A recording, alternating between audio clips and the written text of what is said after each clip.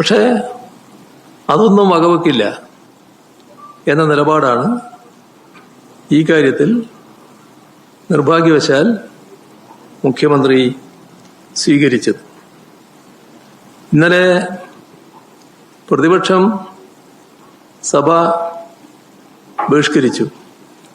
അത്തരമൊരു ഘട്ടം വന്നപ്പോൾ കണ്ടത് വല്ലാതെ അസ്വസ്ഥനായി സംസാരിക്കുന്ന മുഖ്യമന്ത്രിയാണ്. കാണേണ്ട കാര്യം, സബ്ജക്ട് കമ്മിറ്റി ഒഴിവാക്കി ധനകാര്യ ബിൽ പാസാക്കിയതിനെ ന്യായീകരിക്കാൻ ചില വിദണ്ഡവാദങ്ങൾ അണിനിരത്തിയതെന്താണ്?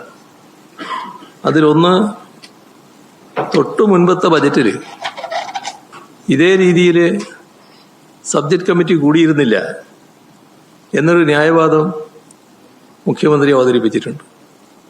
പക്ഷേ ആ ബജറ്റിൽ ആ ഘട്ടത്തിൽ ഒരു പുതിയ നികുതി നിർദ്ദേശങ്ങളും ഉണ്ടായിരുന്നില്ല.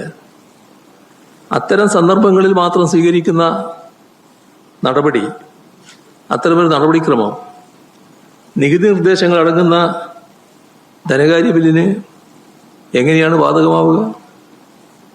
ഈ വസ്തുത സൗകര്യപൂർവ്വം മറച്ചുവെക്കാനാണ് അദ്ദേഹം ശ്രമിച്ചത്. ഇപ്പോഴത്തെ സാഹചര്യം അന്നത്തിൽ നിന്ന് വ്യത്യസ്തമാണ്. നികുതി നിർദ്ദേശമില്ലാത്ത ധനകാര്യ ബില്ലും നികുതി നിർദ്ദേശമുള്ള ധനകാര്യ ബില്ലും അത് തമ്മിലുള്ള വ്യത്യസ്തതയുണ്ട്.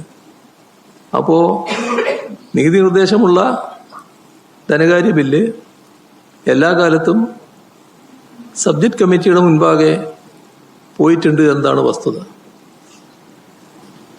ഇവിടെ ബിവറേജസ് കോർപ്പറേഷന് മാത്രമേ കേരളത്തിൽ മദ്യവിൽപ്പനക്ക് അധികാരമുള്ളൂ. അവർക്ക് വീര്യം കുറഞ്ഞ മദ്യം വിതരണം ചെയ്യാൻ അനുമതി നൽകിയില്ലെങ്കിൽ എങ്ങനെ നികുതി ഇളവ് നൽകിയ മദ്യം വിൽക്കാൻ പറ്റും എന്ന ഒരു വിചിത്രവാദവും മുഖ്യമന്ത്രി ഉയർത്തിയിട്ടുണ്ട്. ഇതിൽ ബിവറേജസ് കോർപ്പറേഷനോ സർക്കാരോ ഇങ്ങനെ മദ്യം വിൽക്കാൻ ഉദ്ദേശിക്കുന്നുണ്ടോ എന്ന കാര്യം വ്യക്തമായി പറയാൻ തയ്യാറാകുന്നില്ല. അതിലൊരു ഉരുണ്ടുകളിയാണ് ഉണ്ടായിട്ടുള്ളത്.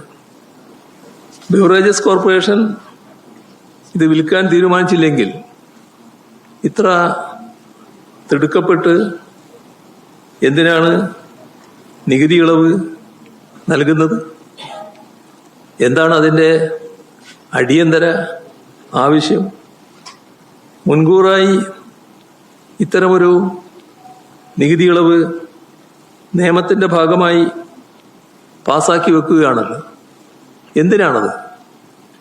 കോൾഡ് സ്റ്റോറേജിൽ വെക്കാനുള്ളതാണോ നിയമനിർമ്മാണം? ഇക്കാര്യങ്ങളെല്ലാം വ്യക്തമാക്കുന്നത് ബക്കാർഡിക്ക് നിയമവിരുദ്ധമായി നികുതി ഇളവ് നൽകാൻ മുഖ്യമന്ത്രിയുടെ നേതൃത്വത്തിൽ മുൻകൈ എടുക്കുന്നു എന്നത് തന്നെയാണ്.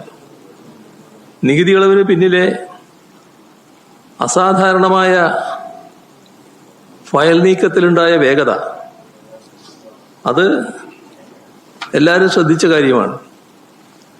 ഈ സഭാ സമ്മേളനത്തിൽ KGST നിയമത്തിൽ ഭേദഗതി വരുത്തിക്കൊണ്ട് വൻകിട മദ്യക്കമ്പനികളെ വഴിവിട്ട് സഹായിക്കുക എന്ന ലക്ഷ്യമാണ് ഇതിനെല്ലാം പിന്നിലുണ്ടായിട്ടുള്ളത്. ഇതിനുവേണ്ടി നിയമനിർമ്മാണ സഭയെ ദുരുപയോഗം ചെയ്യാണ് ഉണ്ടായിട്ടുള്ളത്. അത് ശരിയായ നടപടിയല്ല. ഇതാണ് സഭാബഹിഷ്കരണത്തിലേക്ക് പ്രതിപക്ഷത്തെ എത്തിച്ചത്. വീര്യം കുറഞ്ഞ മദ്യത്തിന്റെ നികുതി 251% നിന്ന് 120% ഒറ്റയടിക്ക് വെട്ടിക്കുറക്കുകയാണ് ചെയ്തത്. ആർക്കു വേണ്ടിയാണത്? ഇതുകൊണ്ട് നാട്ടിനെന്താണ് ലാഭം? സർക്കാരിനെന്താണ് ലാഭം? നഷ്ടമല്ലേ ഉള്ളൂ. എന്നാൽ അതേസമയം മദ്യക്കമ്പനിക്ക് നല്ല ലാഭം കൊയ്യാനും കഴിയും. ഇവിടെ ഭേദഗതി പാസാക്കുകയും നികുതി നിരക്ക് വിജ്ഞാപനം ചെയ്യുകയും ചെയ്താൽ ഇതിൻ്റെ വിൽപ്പന നിയന്ത്രിക്കാൻ സർക്കാരിന് കഴിയും. സ്വാഭാവികമായും വിൽക്കാൻ താല്പര്യമുള്ള മദ്യക്കമ്പനികൾക്ക് കോടതികളെ സമീപിക്കാൻ അവസരമുണ്ടാവില്ലേ? കോടതികളിൽ നിന്ന് അനുകൂല ഉത്തരവ് ലഭിക്കില്ല എന്ന ഉറപ്പ് സർക്കാരിനുണ്ടോ? അങ്ങനെ അനുകൂല ഉത്തരവുകൾ നേടാൻ മദ്യക്കമ്പനികൾക്ക് ഇത് അവസരമുണ്ടാക്കുകയല്ലേ ചെയ്യുക. അപ്പോൾ നമ്മുടെ വിദ്യാർത്ഥികളടക്കമുള്ള യുവതലമുറ വീര്യം കുറഞ്ഞ ഈ മദ്യത്തിൽ ആകൃഷ്ടരാകുന്ന അവസ്ഥ വന്നാൽ അത് പിന്നീട് വീര്യം കൂടിയ ലഹരിയിലേക്കും കടക്കുന്നതിനല്ലേ ഇടയാക്കുക. ഈ സാമൂഹ്യ വിപത്ത് തിരിച്ചറിഞ്ഞിട്ടുണ്ടോ? ഇവിടെ സ്പിരിറ്റ് അധിഷ്ഠിതമായ മദ്യത്തിന് ഒരു നികുതി ഇളവും ഇതേവരെ നൽകിയിട്ടില്ല. കഴിഞ്ഞ 10 വർഷം LDF സർക്കാരായിരുന്നല്ലോ. അത്തരത്തിലുള്ള ഒരു നികുതി ഇളവും LDF സർക്കാർ നൽകിയിട്ടില്ല. LDF സർക്കാർ ആലോചിച്ചത് തന്നെ പഴം, ധാന്യങ്ങൾ ഇവയിൽ നിന്ന് ഉൽപ്പാദിപ്പിക്കുന്ന ഹോർട്ടി വൈന് അതിന് നികുതി ഇളവ് നൽകുന്ന കാര്യം ആലോചിച്ചിരുന്നു.